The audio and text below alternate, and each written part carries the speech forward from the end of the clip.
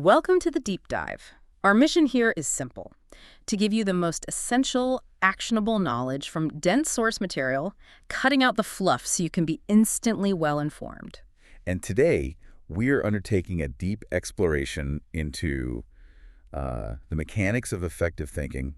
We're pulling the core techniques from a surprisingly comprehensive guide, Critical Thinking Skills for Dummies.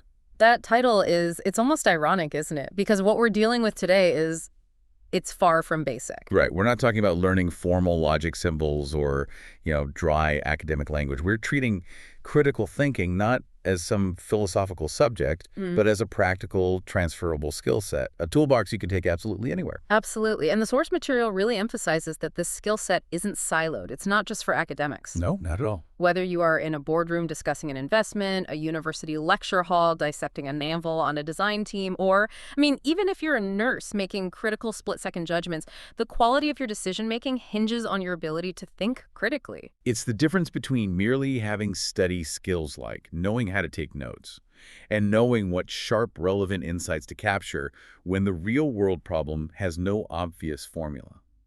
The real world is fuzzy. It's full of contradictions. And often deliberately misleading. Critical thinking is, it's how you cut through that fog. So, our mission today is ambitious. We need to distill the absolute core techniques for you. We're going to cover how to identify a genuine argument versus just an assertion, how to spot the sneaky psychological traps your own mind sets for you. And critically, how to strengthen your personal reasoning habits so you're actively building robust, defensible conclusions. We're taking the complex task of knowing and breaking it down into observable, repeatable actions. Let's dive in. Let's do it. Let's begin with a fundamental challenge the source material puts forward, and it's one that really strikes at the heart of our societal conditioning. Yeah. The impulse not to argue, or maybe the reluctance to challenge established ideas. I was really struck by this anecdote the author shared about a teacher using sticky tape to shut children's mouths in school, which is a horrific metaphor, really, for just shutting down curiosity. It perfectly illustrates that from a young age, many of us are culturally conditioned toward uncritical acceptance. We're taught to sit quietly, absorb facts, and not disrupt the flow. Don't rock the boat. Exactly. But critical thinking is, in fact, the essential antidote to what the book calls the disease of refusing to have your views subjected to scrutiny. And this leads directly to the book's prescription for robust thinking. If you're an uncritical thinker, you usually start with the argument first. You have a position, and only then do you scramble to find reasons to justify it. And that's just, Yeah. It's backward, sloppy thinking. The robust thinker flips that entirely. The proper sequence has to be reason, then analyze, and only then do you argue. So your conclusion, your argument, it should always be the result of that careful reasoning and analysis. Not the starting point. If you start with the argument, you are inherently motivated to ignore contradictory data. You're just wasting intellectual energy defending a position that might be completely indefensible. That distinction is so crucial because it dictates the entire direction of your research. If you start with the reason, you're constantly asking, what evidence leads me here? But if you start with the argument, you're only asking, what evidence supports this specific conclusion? It's a closed loop. Right. And that brings us to the critical habit of looking harder at the reasons and explanations people give for their positions. Because, let's be honest, 9 times out of 10, the stated reason is just a polite deflection. It's a justification that obscures the real deep-seated motivation. Okay, so let's unpack those hidden motives with the source material's excellent examples. The first one is about consumer choice. Yeah. So, you imagine your neighbors. They buy a gargantuan, tank-sized, four-wheel drive SUV, a car that's clearly designed for all-terrain navigation. A whole 9 yards. And their stated reason: it's absolutely vital for when the family goes mountaineering and camping, which they assure you they intend to start doing next month. Of course, next month. The critical thinker has to just smile politely and look right past that stated reason. If they rarely leave the city limits and they hate getting that expensive vehicle dirty, then the mountaineering excuse is it's irrelevant. So the question becomes, what is the real motivation being served by that purchase? Exactly. And often, the real motivation is purely psychological or social. It might be to bolster their sense of self-importance, to project this image of ruggedness. Or just to keep up with the Joneses, keeping up with the perceived standard of luxury in their peer group. Right. The car is a self-esteem booster, not a piece of mountaineering equipment. The critical habit here is just recognizing that the stated reason can be completely irrelevant to the actual cause. Okay, now let's apply that higher level of scrutiny to something more consequential. Politics. The book uses the example of a government justifying new student tuition fees. And the stated reason is invariably necessity, lack of funds, ensuring the sustainability of higher education. It always sounds very responsible. But hold on.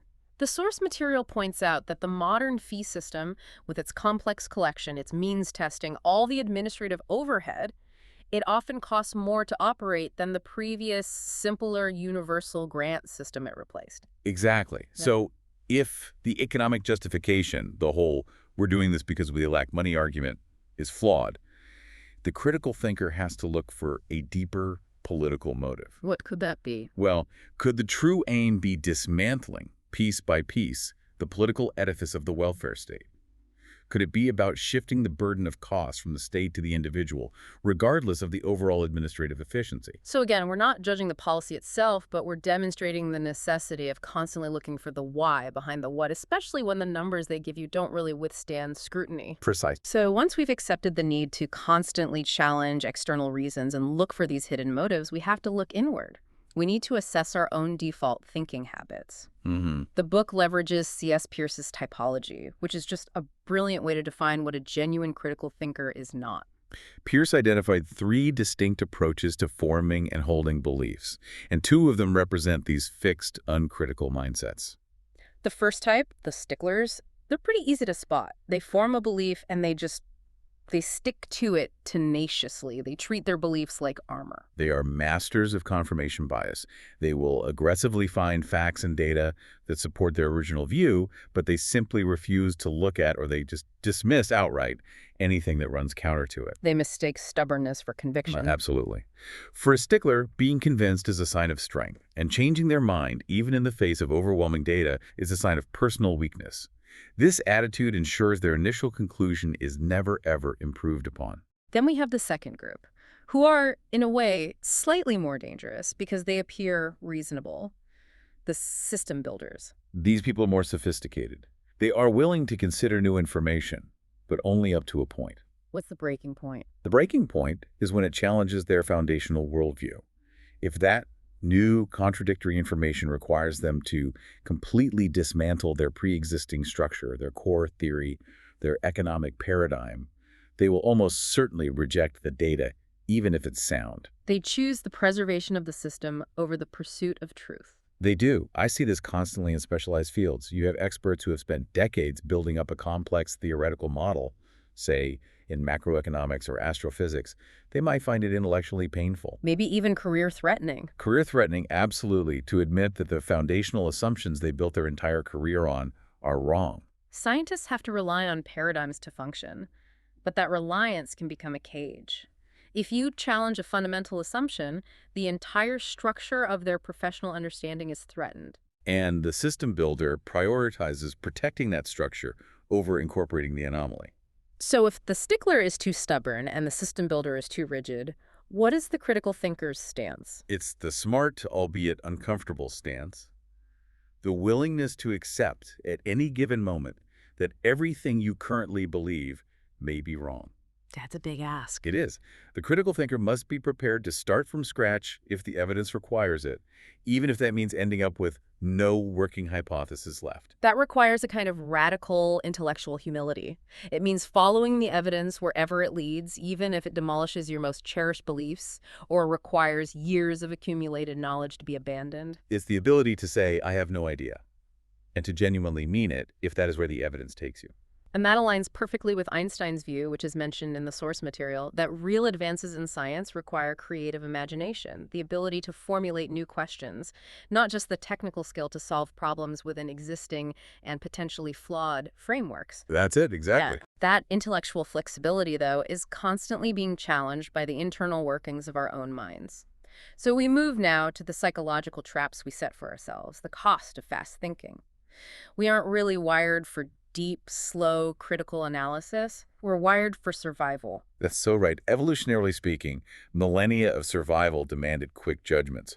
You hear a rustle in the grass, you don't pause for a slow, systematic analysis of wind speed and flora density. You run. You run. We use heuristics, these mental shortcuts, which are efficient but highly prone to error when you apply them to modern, complex problems where speed isn't the priority.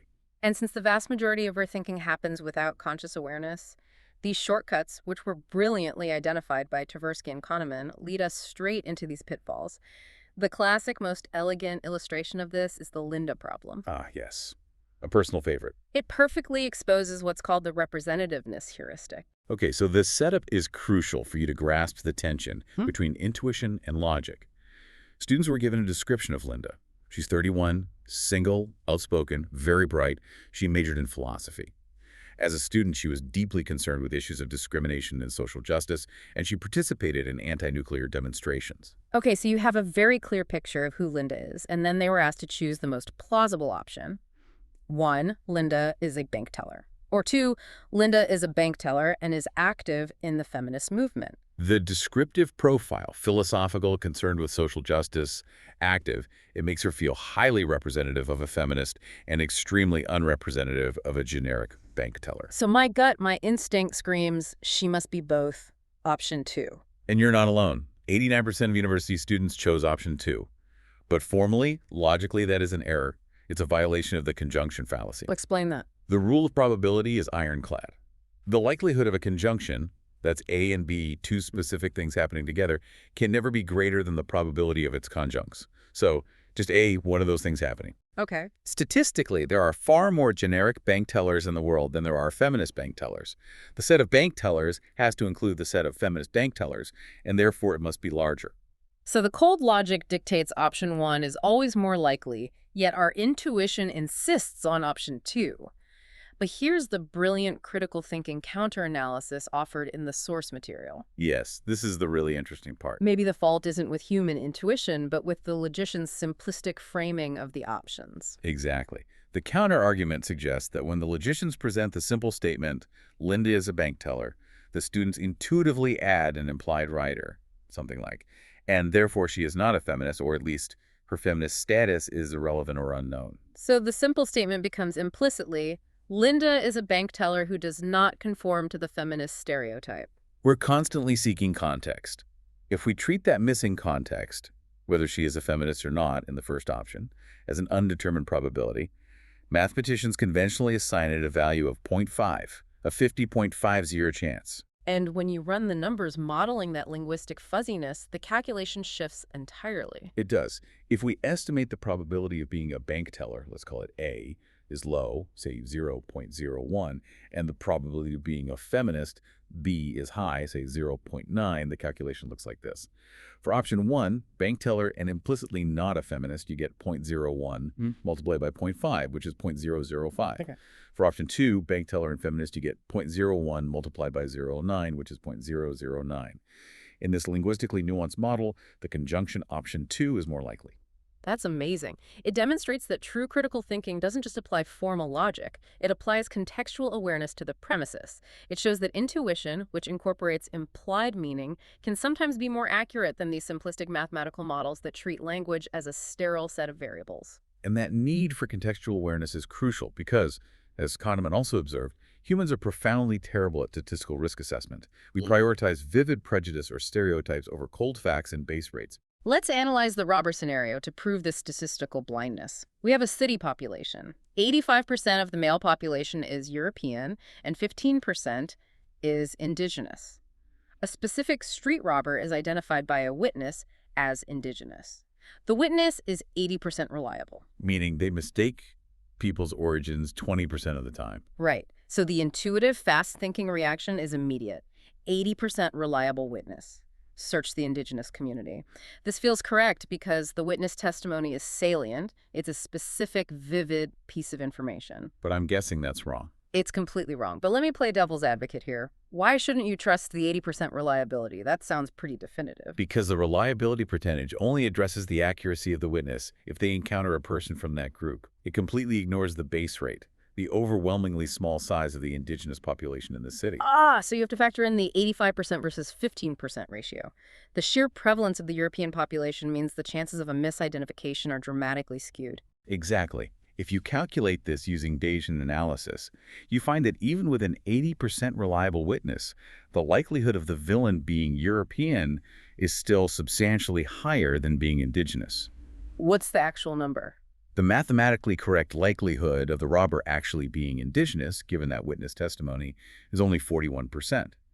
The mind just fails to incorporate the base rate and defaults to the stereotypes suggested by the witness. Which means we constantly overestimate the risk associated with small minority populations and underestimate the risk associated with large majority populations, simply because the specific anecdote, the witness, overrides the vast statistical background, the base rate. It's a profound demonstration.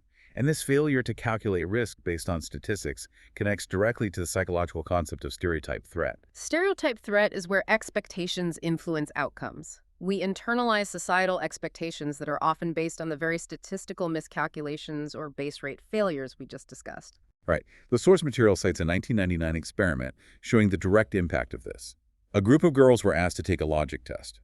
They performed significantly better when they were not told that the test was designed to measure the purported logic gap between boys and girls. So by just removing the expectation of failure, that implicit threat of the stereotype, their performance improved significantly. It shows the critical thinker must not only manage their own internal cognitive traps, but also the external forces that influence perception and performance. Which brings us to the sociology of thinking. We don't form opinions in a vacuum. The economist J.K. Galbraith identified two massive social forces shaping our opinions: emulation and advertising. Emulation is our deep desire to keep up with the peer group, which can feel deeply antisocial not to do. It's what drives fast fashion or luxury purchases. Advertising, the second force, doesn't necessarily create new desires, but it persuades you to satisfy those pre-existing desires using their specific brand. It reinforces existing behavioral patterns. But the hardest challenge for the critical thinker dealing with these external forces is assessing impartiality. We're often told to trust experts or major institutions. The source uses the BBC, an organization whose charter demands independence and impartiality, as a critical case study in how neutrality can be compromised. Okay, this should be interesting. The BBC's internal policies underwent a major shift regarding climate change. Initially, their stance was to ensure a breadth of view, giving some space to dissenters, even if the majority scientific consensus was clear. But by 2007, that policy was reviewed. Following a high-level seminar, the BBC concluded that the weight of evidence was so overwhelming that it no longer justified giving equal space to the opponents of the consensus. They transitioned to reporting anthropogenic global warming as a flat, settled fact. Which sounds reasonable on the surface, but the critical thinker has to look skeptically at the appeal to authority here. You have to immediately look for the hidden assumptions and motivations behind that supposed consensus, especially when it results in a shift that limits debate. So what did a closer look reveal about the nature of the seminar that shifted the BBC's policy? Well, the seminar was partly funded by the UK government and organized in collaboration with a lobby group called the International Broadcasting Trust. Okay, that's a huge reveal. The International Broadcasting Trust, by its own mandate, actively promotes increasing coverage of human environmental damage. So if the seminar designed to assess consensus is funded by the government, who need public support for environmental policy, and organized with a lobby group whose explicit goal is to promote a specific narrative, then the objectivity of the resulting consensus is immediately questionable. The conclusion that genuine debate was no longer necessary was obtained at the expense of true, unbiased scrutiny. The critical thinker always has to ask, who is organizing the conversation, and who is paying for it? that transition from skepticism to construction is vital. Once we've identified the traps, we need robust tools to build strong arguments. And the source beautifully connects imagination and inventiveness directly to critical thinking, citing Einstein's belief that real scientific advances require creative imagination. The imagination allows us to formulate the problem correctly, which Einstein believed was far more essential than just solving it. Creative thinking involves making novel connections, often through analogy. The famous lawnmower firm anecdote perfectly illustrates the power of redefinition. A group of engineers were tasked with redesigning existing lawnmowers, and they failed because their thinking was constrained by the known product. Wheels, blades, a handle. The breakthrough came when the company redefined the problem in terms of its core function. They stopped asking, how do we redesign a lawnmower? And started asking, how do we invent a machine to help people maintain lawns? That functional redefinition opened up the imaginative space. It led to the engineer's son playing with a yo-yo, which sparked the insight that led to the invention of the strimmer, a nylon string whizzing around. The solution was fundamentally non-obvious and came only by thinking laterally, leveraging analogy, and redefining the original challenge. Analogy is essential for categorization. It's how we organize knowledge. We define a sofa by stripping away inessential qualities like color or material to find the core purpose and structure. But, as with all powerful tools, analogy is also its own greatest weakness. It can mislead spectacularly. We have to master identifying false analogies, comparisons that obscure relevant differences rather than illuminating core truths. A comparison fails if the compared items aren't similar enough, or if the comparison deliberately excludes important contextual possibilities. Let's look at the first classic failure, comparing running a country to running a corner shop. It's an analogy usually deployed by politicians to argue that government must be profitable, cut waste, and stop behaving like a charity. But the analogy just breaks down immediately upon critical scrutiny. The assumption is that government leaders, like shopkeepers or parents, possess superior, relevant knowledge necessary to make operational decisions. Which is debatable. Government officials may not possess more practical wisdom than the average citizen. And crucially, the accountability structure is entirely different. A shopkeeper or a parent lives with the direct, immediate consequences of disastrous decisions. A politician or a bureaucratic government official rarely lives with the long-term, disastrous consequences of their policies. It insulates them from failure in a way that makes the analogy completely misleading. Right, the stakes are different. Totally. The second, even more famous false analogy is the hurricane in the junkyard. This analogy argues against the complexity of the universe arising by chance. It states that a hurricane blowing through a junkyard couldn't possibly accidentally assemble a functional jet airliner. And people often find that persuasive, the complexity of the world certainly feels too specific to be random. But this is a profound failure of critical comparison. The universe, according to scientific theory, did not arise from a single random event. The analogy completely ignores the non-random guiding principle of natural selection and the concept of deep time. You're right. The scientific explanation is that complexity arose after countless billions upon billions of rolls of the dice, with the products of successful outcomes being constantly filtered, refined, and favored over others. Natural selection acts as the non-random filter, ensuring complexity emerges from chaos. The hurricane in the junkyard falsely equates one instant of randomness with a vast, iterative process guided by environmental pressure. It's just not a valid comparison. So moving from physical analogies to pure mental architecture, we have thought experiments. The source hails these as a powerful, free way to gain knowledge, purely imaginary what-if scenarios, fables, hypothetical examples. The beauty of the thought experiment is that you don't need to actually test the premise. You only need to follow the argument's logic. If the logic leads to a contradiction, the starting premise must be flawed. The quintessential example, still used in physics today, is Galileo's famous balls. Right. So Galileo needed to challenge Aristotle's 2,000-year-old law, which claimed that heavier objects fall faster than lighter ones. He established the principle of equivalence without climbing the Leaning Tower of Pisa. He just used pure thought.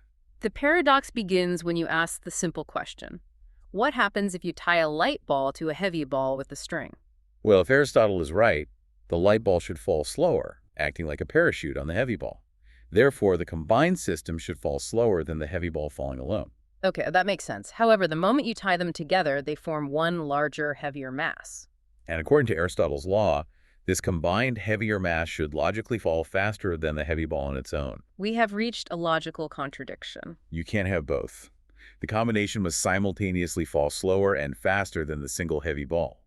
Since physical reality cannot be contradictory, the only possible conclusion is that the starting assumption that objects fall at different speeds depending on mass must be wrong. The conclusion is inescapable. All bodies must fall at the same speed, irrespective of mass. That is critical thinking at its most powerful, demolishing centuries of inherited wisdom with a simple, elegant what if. And finally, to master reasoning, we have to avoid the structural errors known as logical fallacies. A fallacy, in the logical sense, means the argument structure is invalid. The premises can be true, but the conclusion is not guaranteed. So tell us about the most common structural error people make, the one the critical thinker has to spot in everyday life. I believe the source calls it the fallacy of affirming the consequent. It is arguably the most pervasive reasoning error out there. It looks like this.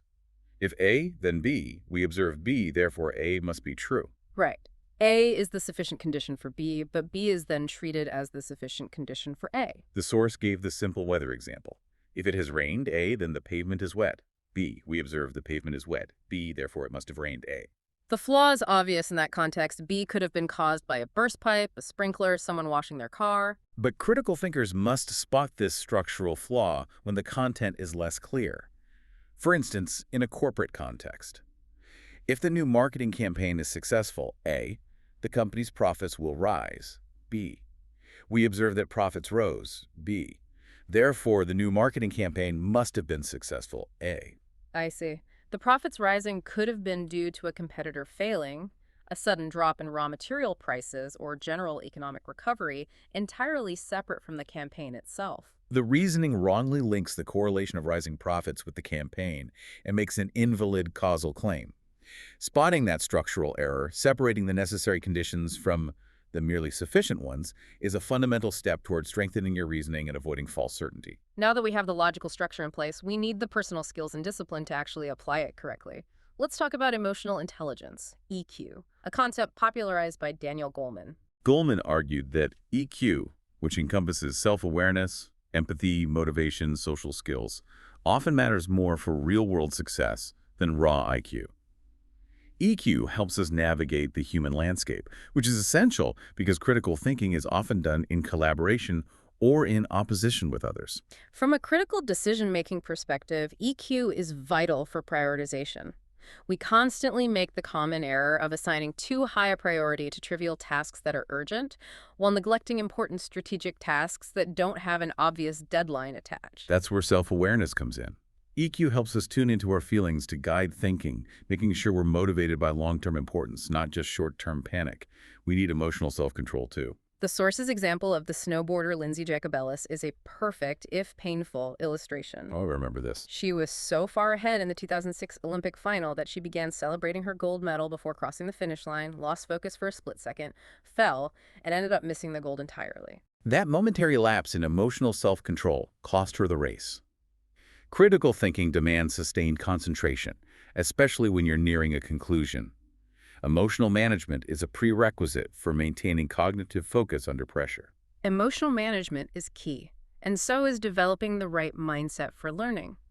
The book notes a paradox that research has highlighted. Praising intelligence can actually undermine a student's motivation.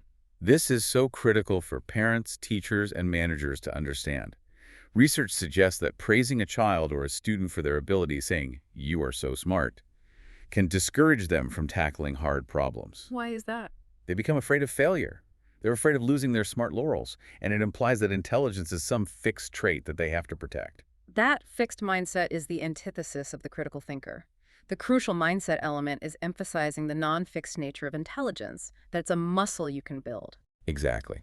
Learning and achievement require a willingness to explore new areas and to work persistently, steadily, and conscientiously. The SMART strategy is to praise effort, strategy, and resilience, the process over fixed ability. This reinforces that challenges are opportunities, not threats to a fixed identity. Moving to how we consume and process information, we need to master critical reading and writing. Critical reading is not passive acceptance. It's an active, challenging process of weighing up strengths and weaknesses. The crucial step the source identifies is cross-examining the author. You must not just read the words, you have to interrogate the messenger. What are their qualifications? What's their background? What is their institutional affiliation? For instance, we discussed Professor Richard Layard earlier, an academic advisor praised for his work on social inequality. He's highly qualified. But the critical reader must also note that Layard is an advisor to the UK government, which makes him part of the social establishment. And that affiliation raises a critical question. Is his position likely to be influenced by what is politically desirable or useful for the administration, as well as what is academically sound? A critical thinker doesn't dismiss the findings, but files that potential bias as context. Right. The source material might be structurally sound, but the interpretation or the selection of data might be skewed by the author's need to support a particular political outcome. And when we flip to critical writing, structure is everything. You have to write arguments, not just reports. A truly successful essay is one long argument, with every single paragraph building toward and supporting the final conclusion. Key to this structural integrity is using intermediate conclusions, ICs, and signposting. The concept of an IC is often abstract for students, but it's indispensable. An IC is a sub-argument that you prove within a section, and that sub-argument then acts as a major premise for the larger final argument. So, if my final conclusion is that government X should adopt policy Z, my first intermediate conclusion, or IC1, might be the current economic model is unsustainable, and that IC has to be fully proven by its own premises first. Precisely. You should be able to strip down your essay to its logical skeleton. P1, P2, therefore IC1, IC1, P4, therefore IC2, and so on, all the way to your final conclusion. If that skeleton still holds up logically, without the rhetorical window dressing, your argument is robust. Good critical writing uses clear signposting phrases like, therefore we can conclude, or based on this evidence, to clearly mark when an IC is being established, linking the chain of reasoning for the reader. Our final personal skill hurdle brings us back to statistics, tackling the most common reasoning error of confusing cause versus correlation. The Latin term, which we have to constantly watch out for, is cum hoc ergo propter hoc. With this, therefore, because of this. Exactly. This error assumes temporal association equals causation. The course material provides a deeply insightful historical example that requires real historical context to dismantle the smoke alarm controversy. The argument sounds irrefutable. Research showed that between 1975 and 2000 in the U.S., the use of smoke alarms rose from less than 10% of homes to 95%. And over that exact same period, home fire deaths were cut in half. Conclusion: smoke alarms cut fire deaths by 50%. Case closed. The correlation is undeniable.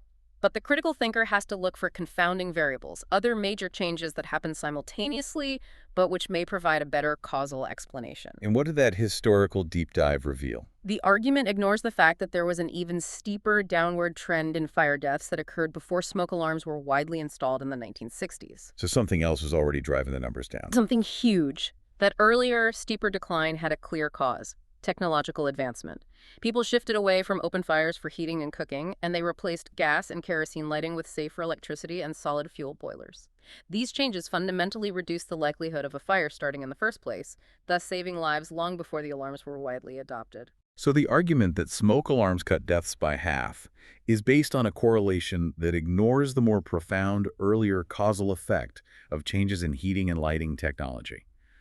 The alarms may help, but they are clearly not the primary driver of the massive safety improvements seen since the mid-20th century.